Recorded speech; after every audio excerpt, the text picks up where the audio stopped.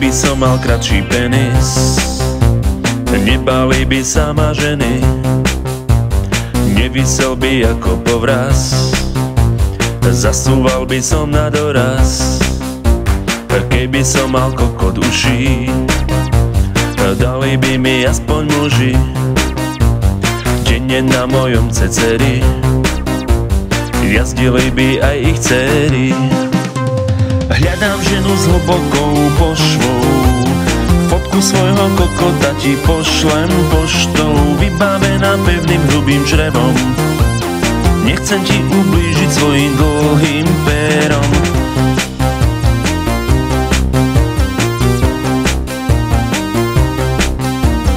Keby som mal krátky penis, taký ako ty, nenamáčal by som si ho v hajzli do vody.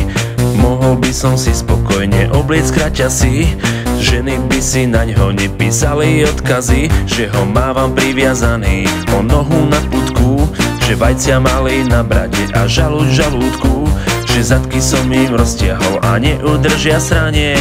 Neviem si nájsť partnerku, to je na zaplakanie. Hľadám ženu s hlbokou pošvou, fotku svojho kokota ti pošlem poštou, vybavená pevným hrubým črevom.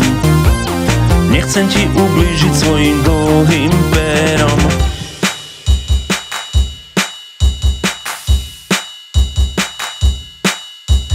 Tak obrovský kokot, ako sloní chobot, nevojde do normálnej pošvy, tak to prosím pochop. Súlož so mnou ženám často pripomína pôrod, v rodnom liste stojí, že mám a na kondi pôvod.